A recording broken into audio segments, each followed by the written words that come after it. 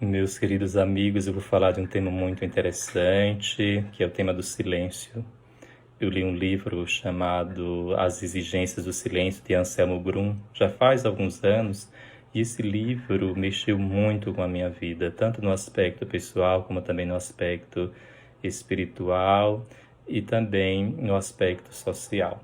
O que é o silêncio? Não se trata de mutismo ou ausência das palavras. O silêncio só tem sentido quando favorece a palavra. O silêncio é o útero da palavra. Vocês me escutam neste momento porque estão em silêncio. Os antigos monges já diziam: se tu falas por causa de Deus, isso é ótimo. Se tu te calas por causa de Deus, isso também é ótimo. Pois calar e falar é tão importante quanto o ar que respiramos. Então, o silenciar e o falar estão em sintonia profunda. Eu só falo bem de Deus se eu falar primeiramente com Deus. E para que eu fale com Deus, é preciso que eu silencie. A religião judaico-cristã está muito mais fundamentada na escuta do que na visão.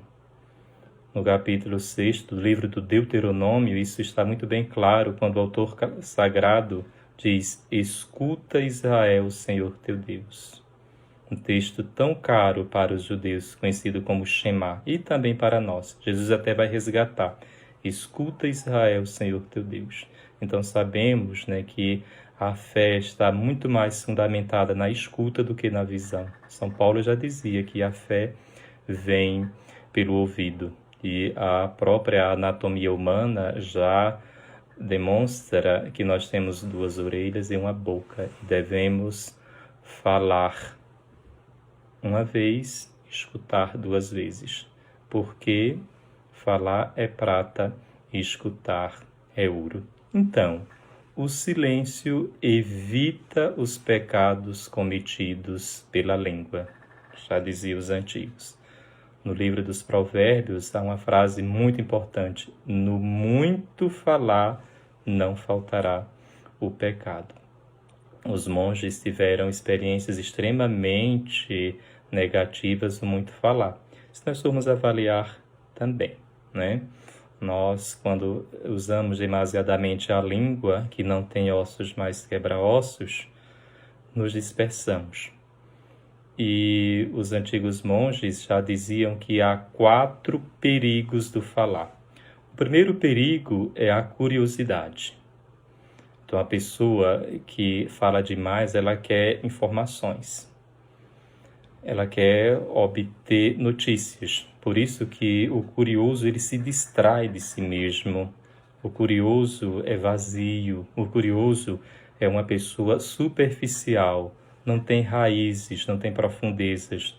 O curioso está muito do lado de fora. O curioso também não guarda segredos. Tem que falar o tempo todo, tanto bem quanto mal. O curioso também não consegue guardar segredos, já que a sua profissão é se informar e informar os outros. Não possui profundidade. O curioso destrói o mistério. O curioso tem medo do mistério. Na verdade, tem medo do próprio Deus, que é o grande mistério. E falar é dar nome às coisas. E dar nome às coisas é dominar. Um outro perigo do falar é julgar os outros. Grande parte das nossas conversas consiste em estarmos falando dos outros. Sempre julgamos, estamos como que classificando e até nos comparamos uns com os outros. Mas falar sobre os outros é falar sobre si mesmo. Quanto mais João fala de Maria, mais eu sei do caráter do João do que do caráter de Maria. Então, quando eu falo do outro, eu estou revelando muito mais o meu caráter do que o caráter do outro. Falamos, muitas vezes, do que nos causa insegurança e daquilo que nos provoca. O nosso falar, na verdade, revela qual é a nossa situação. O nosso falar revela o caos no qual nós nos encontramos. E o terceiro perigo do falar é a vaidade. O falador se coloca sempre no centro. Ele põe-se sempre debaixo da lâmpada. E quem fala em demasia sempre quer ser ouvido, quer ser admirado, quer ser considerado, quer ser reconhecido. E a fala, muitas vezes, pode alimentar a sua própria vaidade.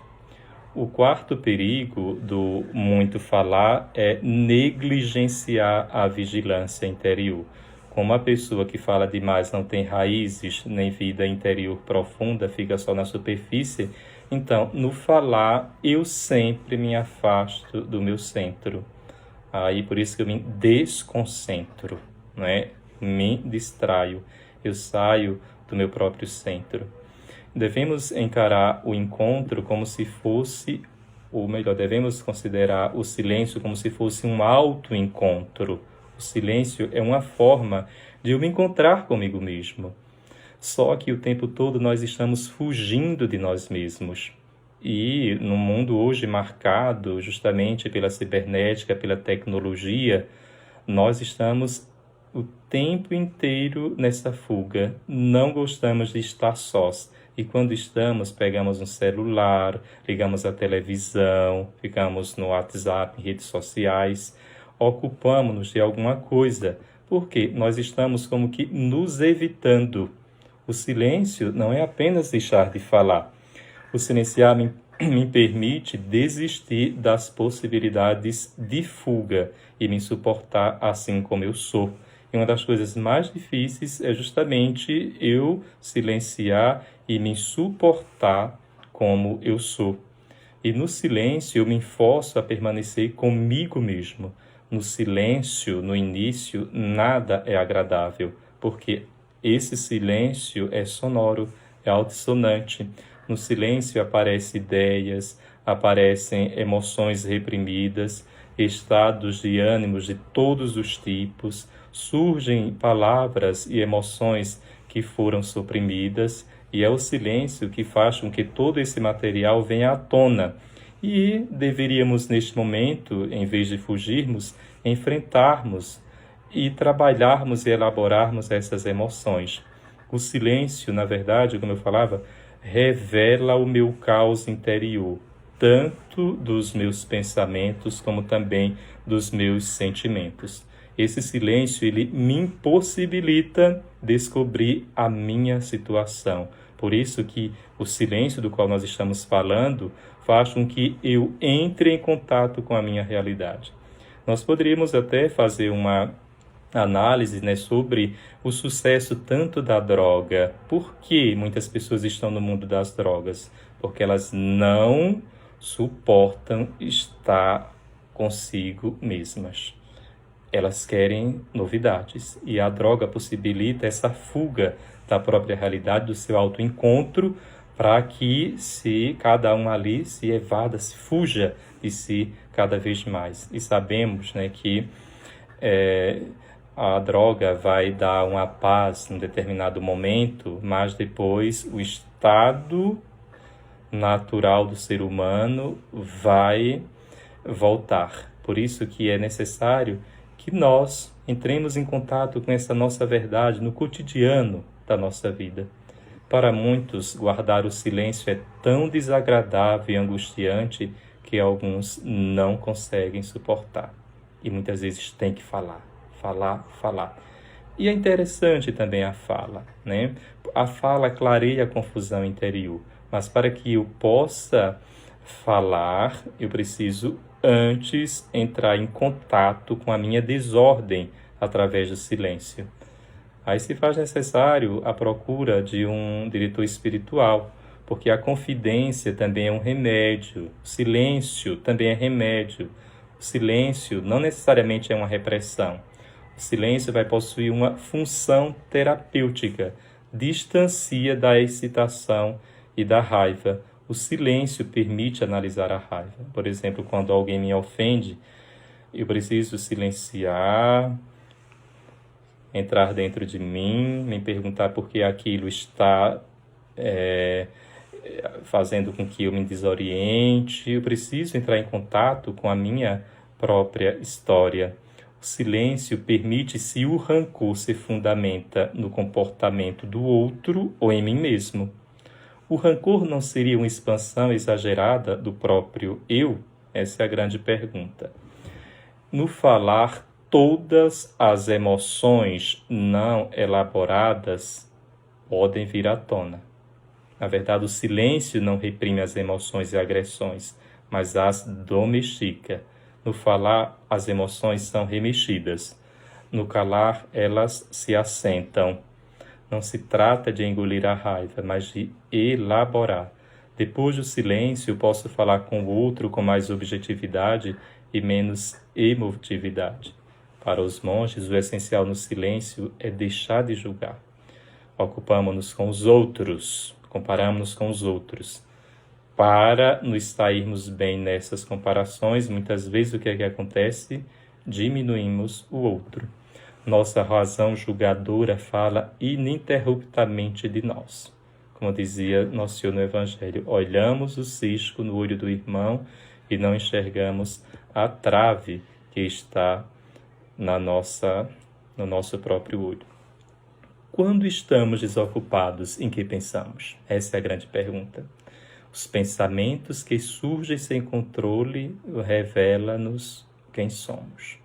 Para os padres do deserto, esses pensamentos se revelam com nomes muito claros que nós já conhecemos. São os 8 vícios: gula, luxúria, cobiça, tristeza, vaidade, orgulho. Então, quando silenciamos, nós entramos em contato com tudo isso dentro de nós. E o silêncio exterior só tem sentido para nós se nós aprendermos a guardar o silêncio interior. E quem pode observar esse silêncio interior? Quem tiver se suportado no contexto dos pecados capitais. O reto falar não se opõe ao silêncio, completam-se mutuamente. É preciso falar desde que não destrua a atitude do silêncio. Quando tivermos aprendido o silêncio interior, embora falando, manteremos o silêncio. Na verdade, o nosso falar é um teste que revela até que ponto nosso silêncio é autêntico. Em vez de falar silenciando, deveríamos silenciar falando. Falar com humildade, falar com seriedade e dignidade, falar com respeito, falar com coerência, falar com amor, falar submetendo-se, falar com mansidão, falar com modéstia, falar com temor de Deus. Esse é o nosso objetivo. O calar e o falar, na verdade, constituem uma coisa só. Quem aprendeu reto silêncio também consegue falar corretamente.